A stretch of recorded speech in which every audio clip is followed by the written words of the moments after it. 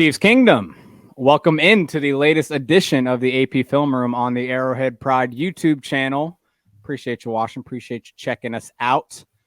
Hey, we're here to talk X's and O's, talk football. It's what we do here on the show. I'm the lead analyst at the site, Ron Kopp Jr. With me, as always, two great film analysts for us, Nate Christensen and Caleb James. And I don't know about you fellas. We talk a lot of NFL offseason, a lot of free agency, Lamar Jackson, Aaron Rodgers. We keep talking about it. We're a month away from the draft now. I'm ready to just talk about the draft again. I'm ready to just get back into talking draft prospects, talking fits, talking team needs. I'm ready for it. I'm kind of over all this free agency talk. I don't know about Caleb. I don't know. Do you feel the same way? What do you feel? How you feeling? I agree. And kind of after that first week of the free agency frenzy, kind of where you get to watch some of the more interesting guys go, now it just feels like speculation season. There's nothing to talk about, so people just hammer the same 5 storylines. The Chiefs and Odell Beckham and receivers are starting to drive me crazy already. I'm sure that'll continue, but yeah, dude, I'm ready to talk about the draft. That's where you build your team is through the draft. Nate, similar thoughts. How you feeling? Yeah, and I finally feel like I'm getting caught up with this draft. Like I was kind of looking at like the guys to watch, and like I'm almost done with running backs, tight ends, wide receivers. I only have a few offensive tackles left to go, so I'm finally like feeling in a position where I've like caught up because I like the past like 3-4 weeks is just kind of like a scramble to like get caught up a little bit. Right. But I'm feeling in a good position now. Like it's good when I can read like a 3-round mock and like I kind of know like 90 of the names. Because I go into this blind in February. I know like maybe 10 names at the very most. So I'm feeling good that I'm like finally getting caught up. Yeah, that's me in the trenches. I feel good about my trenches, but I need every other position I need to be catching up on. So, hey, why don't we catch up on some safeties? You guys are going to help me do that today. We have 6 safety prospects to look at. A few of the bigger names in the class. I'm actually going to be looking at one that the Chiefs brought in as a visit.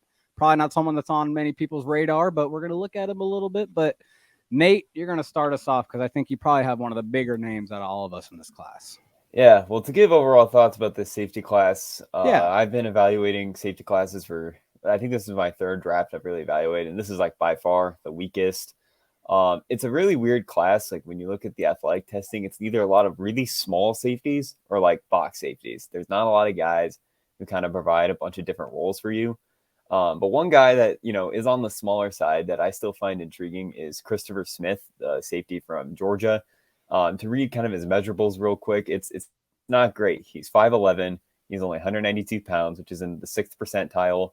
31-inch arms, which is in the 32nd percentile. Ran a 4.62 40, which is in the 26th percentile. The thing that kind of blew my mind was that he only had like a 9'8" broad jump, which is in the 20th percentile. And to me, that doesn't really match up the version of Chris Smith I see on film. Because when you watch Chris Smith on film, and I'll pull it up here, he is just flying around the football field all the time. As I was kind of watching through, some safeties, I was kind of underwhelmed, I guess, of like, not really like guys who are like super athletic and super fast, but like the way Chris Smith moves on a football field is a guy that's just really, really fast, really, really explosive. And you see that in a straight line. So this clip here, Oregon's just going to kind of hand off this to the back here. He's going to run to the sideline like on an outside zone play. And watch Christopher Smith just run the alley and tackle him one-on-one in space. Just covers a tremendous amount of ground in just a short area. For a guy really small, he's a pretty good tackler. His angles are just absolutely terrific. I think he has the best pursuit angles of the guys I've watched so far in this class. He's a very smart player. Georgia tasked him with playing single high, which I'll get to in a second. They let him do a bunch of things in split zone. They're going to run kind of like a fake screen wheel here. So they're going to, fake this screen here and a wheel here, and they're just going to run up the seams and just watch Chris Smith just like recognize this concept and get in front of it and like generate kind of an interception out of it. His level of recognition, his IQ is a good player. Obviously, to be on that Georgia front or Georgia defense, you got to be a smart player. And Christopher Smith was, a linchpin of that style of defense. Not the most rangy athlete. I don't have any clips here, but if you get him to turn, he's definitely not a great athlete turning. But he was still able to play some single high, which is surprising. And this play is just really exciting. This Georgia versus Oregon game, Christopher Smith is amazing. He's going to kind of shade to this side of the field. I think they're playing cover 3 here, cover 1. They're playing man-to-man, sorry. So he's playing single high. and he's going to work from this hash to the opposite hash and just kind of blow this up. Obviously, the throw's kind of late, but that amount of ground cover to lay that big of a hit is not something you see very often, honestly. Like, that's a ton of explosiveness. That's a ton of athleticism that maybe won't show up in the testing. But to me, like, when you watch him on a football field, he just plays incredibly fast. The last clip I have here, Georgia didn't really ask him to play much in the slot because, like I said, he's definitely not the best, like, turner. He's kind of, a little bit rigid, a little bit stiff. But he can tackle one-on-one in space even without like a running start. This is Jalen Hyatt in the slot, and he's going to run just an underneath hitch route. And Chris Smith, he's giving up space. He has to concede space to Hyatt, but he's able to just tackle him one-on-one in space. And to me, that kind of made me confident in his ability. Like, okay, he maybe has shorter arms. He might be lighter, but he doesn't need a full sprint, like a full get-off to tackle someone in space. He can legitimately tackle. And I don't think Chris Smith's going to be a star. I don't think he's a linchpin of any defense. But if he's like your second, third safety, he can kind of do a little bit of everything, especially with the way the NFL is trending with some like the split safety stuff where like safeties kind of have to be a little more interchangeable. I think Chris Smith's kind of a linchpin of that. He reminds me a little bit of Von Bell from the Bengals or I guess now the Panthers, where it's like maybe a little bit undersized, not very rangy, but kind of just do a bunch of different roles for you. And Von Bell was absolutely essential to the Bengals these past few years. And I think Chris Smith would make sense as a guy who can kind of profile that style of player. So round 3 guy for me, he's my personal safety 1, which that kind of tells you the things about the safety class is that he's, a round 3 guy, but he's just going to be a good NFL player. I know he didn't test great and people might be scared off of that, but I'm just convinced that dude's going to succeed in the NFL one way or another. It's a Georgia defender. I mean, it's right. You kind of mentioned it. I mean, yeah, he's going to be able to play football. He's going to be able to come in and play. And hey, those measurements, those testing numbers, they may just make him an even better value than maybe he was if he had a better combine. So definitely a good name to be looking out for. Caleb, any thoughts on Christopher Smith before you get to your guy? I really like the range he shows in some of those clips you had. He covers space quickly, and those safeties that play in the SEC, that's something that they're always going to have to do with the kind of athletes they have to play against. But that is something that translates very well to the NFL. So, yeah, his testing numbers aren't good. But with a guy like him, you can see the athletic ability and how, maybe if it's not showing up at the combine, it's going to show up on the film and it can show up on something. Right. And I got Brandon Joseph, safety from Notre Dame, and he played his underclassman years as a safety for the University of Northwestern. And he's 6'3". Like Nate mentioned, he's not the best athlete in the world. I think if you're drafting a safety in the first round of this class, you're doing so out of need, not just because he's the best player on the board. He didn't really test all that well, but he does make some good instinctual plays, and he's a physical safety, even though he does play a lot in the a lot of single high is what they had him do at Notre Dame. He puts a heck of a shot here on Jackson Smith and Njigba, just a little out that Njigba's running. He closes in on it fast, and you can see he brings the hammer when he finishes plays now. He lays him out there on the sideline. Here is an example of him playing in the box, which is kind of where I think he's going to make his bread and butter. Like I mentioned, he is a bigger guy. Nate mentioned it. There's a lot of box safeties. He's kind of there at the top, and he's going to read the quarterback's eyes, and the quarterback is going to act like he can maybe run, but he closes down on it, sees the play quickly. He's up there, number 16. He's standing on the R, and he's just going to take, read the read. It's not going to go to the running back. He could have crashed down and gotten himself blocked to be an easy walk-in for number 10, the quarterback. Instead, he reads it quickly, steps up in the pocket, and forces a throwaway. So you like those instincts, especially in the run game, and I don't think he's like an outstanding tackler, but as we'll be able to see here, he's not completely terrible. He had something around 40 tackles this season for the Fighting Irish. He had a pick. He didn't do a ton. Like, he's okay in pass coverage. He can read stuff in zone. That's really where I see him, making his primary. Very good blitzer. I will say for his safety, he does a great job of blitzing. You see, he's coming from depth there. He's got to get on his horse quick. This is when he's at Northwestern against Michigan in 2021. But he really has to get going quick. He is, 15 yards off, maybe closer to 10 yards off the line of scrimmage here. But he's going to just come down, and the quarterback doesn't even see him. So you're starting to see these things, and you go, well, how would he end up fitting with the Chiefs? The Chiefs have always kind of valued a guy that could play that box role. I think this is what he is going to do in the NFL. And, even the Chiefs going out and getting Mike Edwards in that move, I think that they do have 3 safeties with Justin Reed and him. And here you can see he just makes an awesome play to come up here and knock the ball away before it was just a little crossing pattern. And he does a good job to come up there and knock it away. But the Chiefs do have 3 safeties currently on roster, but it's a position that they've tended to value since Brett Veach has been the general manager. And you can see him, and he just sees the tight end. I think that's Luke Schoonmaker coming over, and he knocks the ball out of his hands. He makes a nice play on it. I don't think he's like a first-round talent. He's probably not even he's probably a day 3 talent if I had to guess. But some of the intangibles is what he does around the box. You can kind of see where he would fit into the Chiefs. Honestly, I think, though, he does do a lot of the things that Justin Reed does, as far as sometimes when he has to come play down on tight ends a little bit here and there. So my big thing with that is the Chiefs are, Brett Veach does mention we're always thinking not just 1 year in advance or this offseason. We're thinking multiple years down the line. I think with a guy like him, if he came up, there's a chance the Chiefs could take him just because they like him. If it's a day, the Chiefs have 11 draft picks. If it's a day 3 pick, why not go get a guy who you think could potentially be a starter at tight end, regardless of who you currently have on, or not tight end, safety, regardless of who you currently have on the roster. Covering tight ends. So covering tight ends. Right. Did you say his size? I was just curious how big. Yeah, he's like 6'3", 205 is what they got him listed at the combine. He ran like a 4.5 40. He's not a blazer. He didn't really test too well. It's not bad for that size. He tested very similarly to Christopher Smith. Like, it's honestly kind of staggering how resembling they are. And one of them really big, and the others, really small. Yeah. Right. Yeah. Well, that's definitely an interesting name. I agree with you that there is some Justin Reed maybe similarities there with some of the things he does. But we're gonna throw it back not throw it back, but throw it down maybe to the lower parts of the class to get my guy I'm going to be reviewing for you. And we got the broadcast clips, so shout out CBS for that. Jerrick Reed II from New Mexico. He was brought in, or is planning on being brought in by the Chiefs for a top 30 visit. So that's why I wanted to highlight him. Hey, when we're talking about, top 30 visits, that doesn't necessarily mean, hey, they're obvious, they're going to automatically draft you, obviously. But when you're talking about some of those lower end, these prospects that maybe don't get as much love, someone like Jerrick Reed, who you probably have never heard of if you're watching this right now, unless you follow the site, which you should. It does tell you that they're interested. And hey, they brought in Jalen Watson last year on a visit. They brought in Joshua Williams last year on a visit.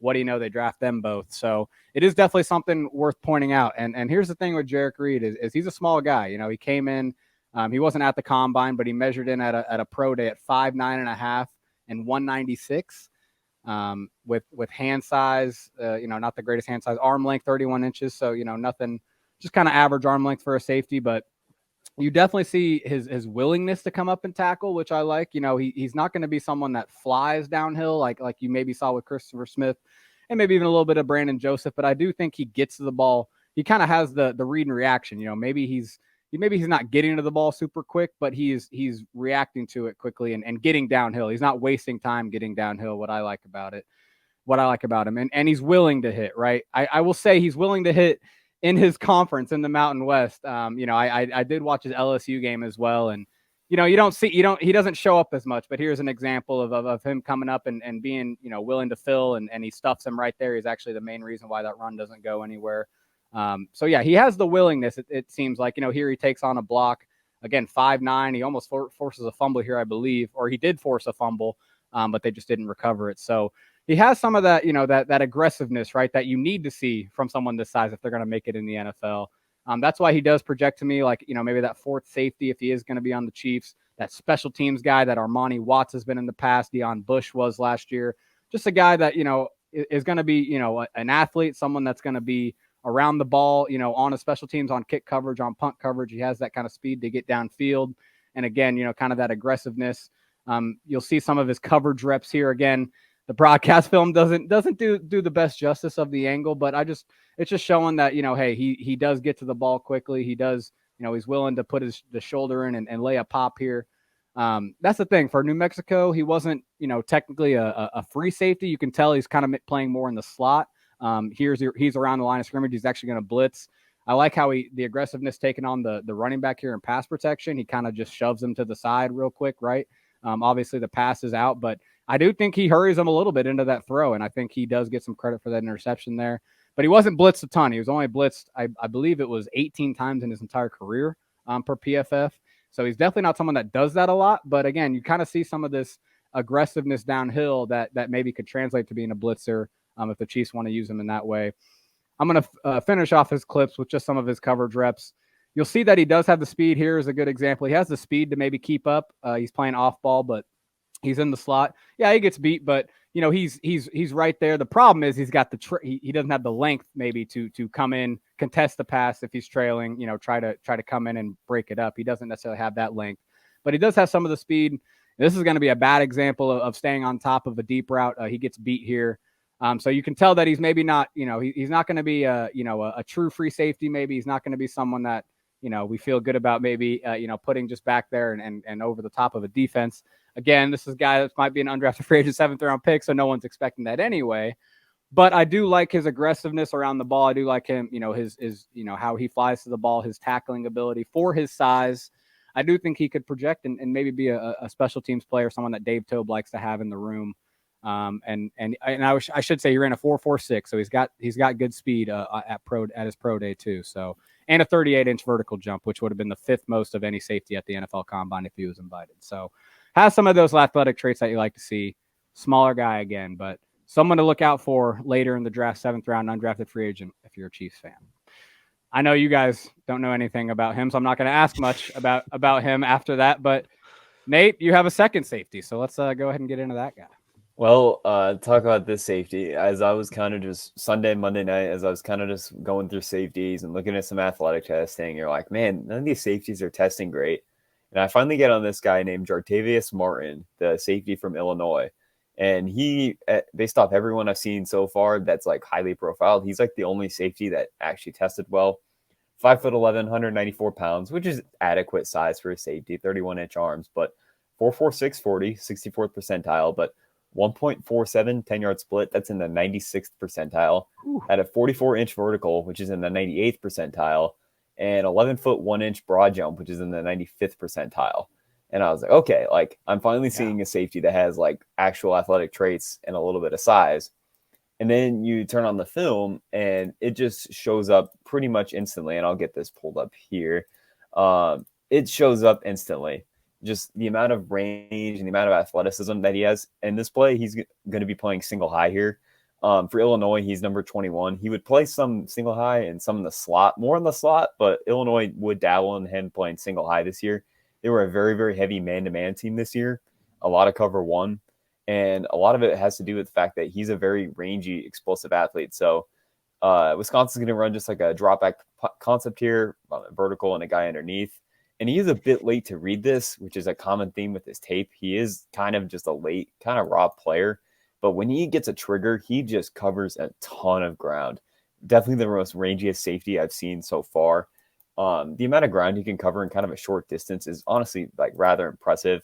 He's going to play single high right here again. He's going to work all the way to the sideline here. He's just, most safeties would be out of this play. But like, look how much ground he covers in just like a short amount of time. He's going to be able to even get like the tackle here right on the sideline. Same thing kind of here. And you're going to see like Jerrick Reed, who's the slot receiver here. They're going to be running some type of play action. And again, you're going to see Jartavius kind of be late to trigger. But when he does trigger, he's going to lay a hit over the middle. So that could be something like, hey, like he needs more experience. He needs more reps. But he has like all the athletic tools to be kind of a single high safety who's able to kind of hit. Very physical player, good tackler. I have no concerns about his ability to tackle. He's going to make you feel him over the middle. Like I mentioned, played a little bit of man coverage. And to be perfectly honest, I don't think he's that good in man coverage yet. But I don't think it's an athletic issue. I think it's more just the fact that he's just really aggressive and kind of a reactive player. But I do have a couple reps here that I thought were impressive. I think he's rather fluid for a little bit of a bigger safety. He's going to get turned a little bit here on this out route, get kind of out leveraged. But he's able to kind of close and recover to the sideline there. He's able to kind of turn his hips and kind of make up the fact that he was out leveraged there. I thought that rep was, rather impressive for a guy that's, a little bit bigger. He's, quite fluid. And this play, just watch him jam this receiver to like the ground. I believe this is the right play. Yeah, this receiver is just going to get knocked over. Like, that's the type of physicality that a lot of these Illinois defensive backs play with. And he plays definitely aggressive, gets called for a lot of penalties. I was going to look up how many penalties he got called for. I'm going to guess it was a lot. But the level of physicality he plays with is impressive for defensive back. Not a ton of blitzing, which I think is something that he will actually do in the NFL, but he's able to generate a sack on this clip. Late kind of delayed blitz, but with his kind of explosiveness and speed, I think he can absolutely be a positive blitzer in the NFL, which is, when you're talking about a guy who can play in the slot and play single high and play as a blitzer, and kind of my last clip here is he's also able to fit the run because he was playing so much single high. Illinois didn't really task him with fitting the run much, but I think he absolutely has the length and the athleticism and the tenacity to fit the run. Watch him kind of walk this block all the way backwards, like towards the sideline. Like he's not the biggest safety around, but he honestly has like decent length. He has good pop in his hands. He fits the run. So he's a raw player. I don't know if Jartavius Martin is a guy who can really play year one for you because how aggressive he is. I think he's very penalty prone. But I think your hope with Jartavius is, I think your kind of hope is that if you give him a year to develop, if you put him in a good defensive back room like the Chiefs, he has every athletic trait you want. He's explosive. He's fluid. He played a bunch of different roles for Illinois. I think his stock's on the rise, and I have him as my safety 3 right now. But if I was being perfectly honest, if I could only take one safety in this class, I would take Jartavius Martin because I think he's the one guy that has like the actual ceiling to be like a Pro Bowl level safety. I don't know if he'll get there. I think he's a little bit boom or bust, but compared to the other safeties in this class, Jartavius is the one that, like, when I watched him, I was like, I can see the path to him being a star safety, and that's not very common in this class, that's for sure. Well, I mean, I talked about my guy being like a specialty, that fourth safety special teams guy. Well, if he does need a year to develop, it sounds like he has the athleticism and kind of maybe the size to contribute on special teams. That's the thing. I mean, I talked about Jerrick Reed. He's 5'9", 195. Like, you can survive on special teams, but to Dave Toe probably wouldn't mind having maybe a bigger guy for a year until maybe he develops into a defensive role. So that's interesting. That's a very interesting guy, but not the only Illinois safety we were going to talk about today, apparently. Caleb? And you do like seeing, physical defensive backs. I know I do. I know the Chiefs have been kind of, putting a little bit of an emphasis on that. And I got another guy. He's not really built like how you would think a safety in the NFL is going to be built, but his name is Sidney Brown, and he's another safety from Illinois. And, before I start showing the clips, I'll just roll through some intangibles real quick. He's only 5'9" tall. He is like 210 pounds, so he's a shorter, thicker, more explosive guy. He also jumped a 40 at his pro day, and he ran like a 4.47. So he's a pretty good tester, pretty good athlete. Sometimes it shows up on film, sometimes it doesn't. It is funny because you assume those numbers will come from like a taller, like 6'1", like maybe 200-pound safety, not a 5'9", 210 guy. But what you have is a lot of natural instinct, and he did have 6 interceptions in his final year at Illinois. But you see him here, he closes down on this play well, and he comes in, puts a nice hit on the wide receiver. He's coming over. He sees it. He's just playing a little I think he's playing a little 2-man there. Yeah, looks like it, but he comes over. He goes in a little low, but he knows that's going to get the ball out. And really, he just does a nice job of reading the quarterback's eyes here. There wasn't a ton of like coaches film on this guy. All I could really find was this Illinois game, but he puts a big lick. And here he is. He's kind of coming up, and he's just matched up against this tight end here. He sticks with him pretty good throughout the course of the play. I'll back it up. And you see he's pretty much just right on the W, kind of by where my star is at. But he comes up, and he just kind of he can get a little handsy sometimes. He gets a little grabby too. Just like, you mentioned the other Illinois safety, they throw some flags on these guys. They're not afraid to hold a little bit. But, he does a nice job covering him up. His team gets the sack. Here's the other one. Matched up on the tight end. He runs with them pretty well in space here. He's just going to close it down quickly. I think sometimes there's a little bit of worry about him, just about kind of his size and what he's going to do in the NFL versus an NFL caliber tight end. But you guys have been talking about special teams with these like guys, and I think he's a good athlete. He's a good football player. You can't always scout the production, though. I think he's been a little bit overrated just because of the 6 interceptions. I would rather scout traits and, athletic ability, game film than production, because there's also some instances where, some guys have this funky stuff. But we talk about working a guy come in and contribute right away. You can come in and be a four-phase special teams guy, especially on a team with 3 safeties if you get drafted.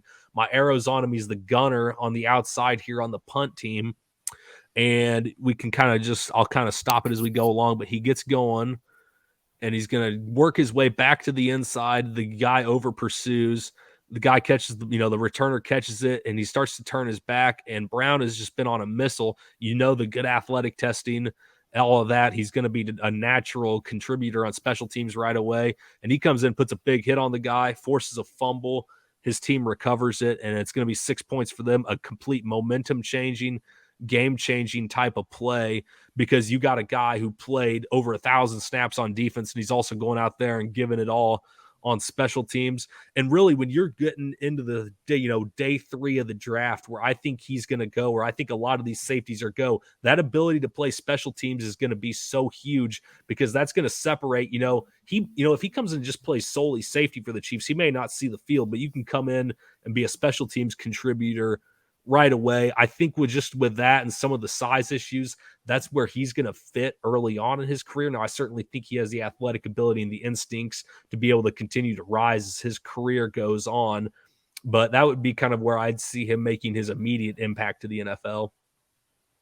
Yeah, and I think we keep talking about special teams, but I just think safety is a position that, is very valuable for special teams. If you're a depth safety, you have to be playing. I mean, even if you're the second safety, I mean, Juan Thornhill was, and Justin Reed were on special teams at times, in the last year. So, I mean, it's and obviously Brian Cook, the third safety, was a huge part. So, yeah, that's why we keep hammering the special teams. And I mean, you had the special teams play. I mean, that was a play of the year, probably special teams wise. I mean, that's what I'm talking about. So, that's why we keep hammering it. But it's kind of ironic, because the last guy I'm going to talk about is probably not a special teamer right away.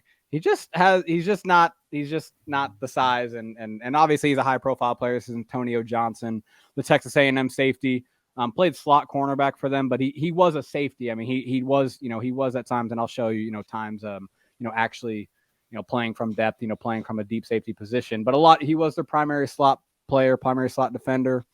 Comes in at 6'2", 200 pounds at the combine. So this guy's tall. He has 32 and an eighth inch arm. So, they look way longer on film than that. You'd think he'd have like 35-inch arms, the way they just dangle off his body. And so that's the thing is he's a super long, super tall player, but he's a slot. And so that's kind of just this unique profile where he does have the size, in theory, to like really be a good player around the box, right? To be a good, player around the line of scrimmage, be aggressive, because he has that kind of size. But that's the thing. And let me bring it back to the first ones is you can kind of see him. He does have that, he comes up and puts a pop there. He has the willingness, you can say, right? He comes up and here he defends, he tries to get off a block, doesn't really necessarily, but he comes in aggressively, right? That's kind of the thing with him is he kind of has that look of being aggressive. And this is just a good blitz rep here that I can show real quick. I think I like this rep just because he's kind of hiding it to the last second. I think he does a good job of that. There's a tight end right here that he's going to pretend like he's manning up, but then he comes in. Obviously, that's a double blitz, so that pass protector is going to have to pick up the first guy. Then he comes in and gets the quarterback hit. So you can see he has that ability to fly downhill. Use that length, use those strides to really obviously get downhill quickly. With speed, almost forces interception there. And then you're going to kind of see some of the movement skills too. I actually think this is a pretty good job of sticking with what's going to be a crosser from a slot receiver. He stays patient, right? Doesn't over pursue, doesn't get over there too quickly. Obviously, has to respect the fact that the receiver is running, a couple moves. He has to respect the upfield movement before going all the way over. But here's the thing is he has this aggressive look to him. I'm not a huge fan of him, honestly, just because I don't think, that aggressiveness, it just a lot of times is just too sloppy. And you're seeing it a couple times here, right? 2 missed tackles when he absolutely has every reason to make these tackles. Now I know, hey, this is Jahmyr Gibbs. Hey, and that's a really good player. So maybe maybe I shouldn't give, hate on, give him too much flack for this, but I'd like to see my first round safety projection, which he is projected to be a first rounder. maybe late second round. I'd like to see a guy at 6'2", 200 come up and be able to tackle better than these two opportunities. I'd say kind of just grabbing at legs, kind of maybe relying on his length to just kind of, this just isn't a good breakdown, man. You got to be able to sink your hips a little more, sit down, track that hip and kind of, stay back. He kind of way over pursued there. So I'm not a huge fan of Antonio Johnson. That's why I didn't bring him out the first clip. He's just a guy that I have watched and I see the traits, right? That frame, and I get why people maybe get excited about him, but he wasn't a true free safety. He wasn't a true, deep safety. And I feel like that's where kind of that athleticism length combination really helps. I think it's really cool to have it then.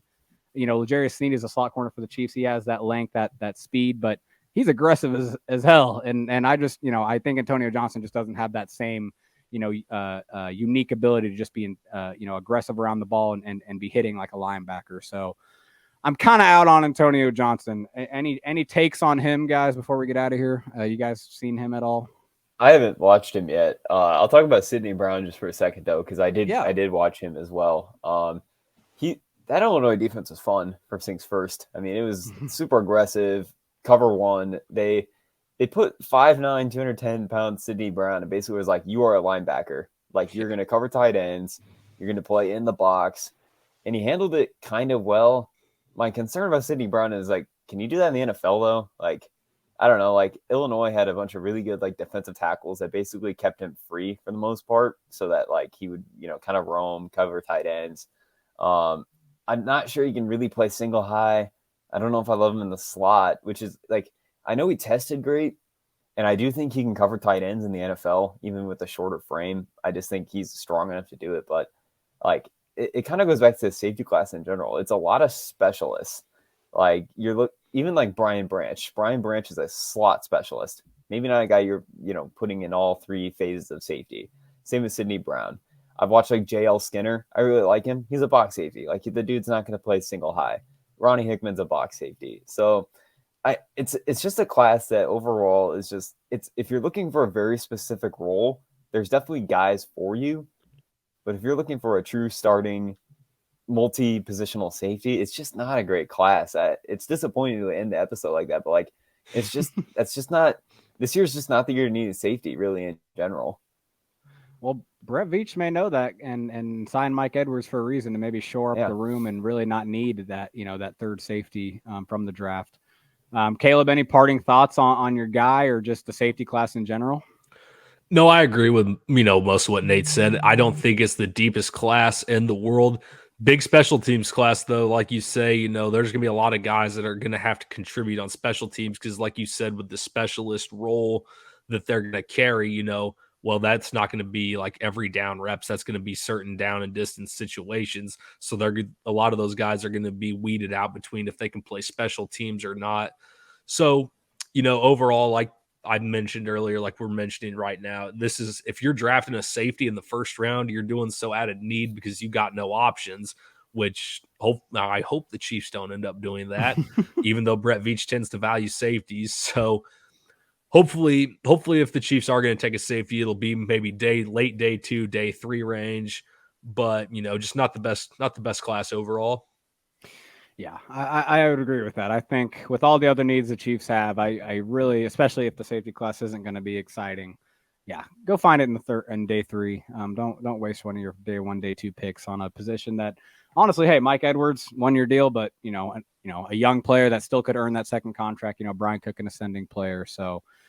The Chiefs safety room is interesting, but obviously, they're going to have to add a fourth safety at some point, and it's going to be, it'll be a legit player, right? Deion Bush was legitimately playing at times last year. It has to be somebody. So that's where you maybe look at the day 3 guys and maybe some, maybe they do bring in another low-key veteran free agent. Nazeeh Johnson, too. We got to remember him. I list him as a cornerback now, but he was a safety when he was drafted and someone that they may be still thinking of safety as well. So. Well, that is it for the safety show. Appreciate everyone watching. Appreciate everyone checking out. Make sure you follow the site for all the latest news. We got, if any free agency stuff happens, we're talking draft. We're talking draft now. We got draft profiles breaking down on the site. We got plenty of stuff coming up for you guys. So make sure you keep listening, watching, reading, any sort of sensory thing that you can do to follow Arrowhead Pride. Keep doing it. Appreciate you guys. We'll catch you next time.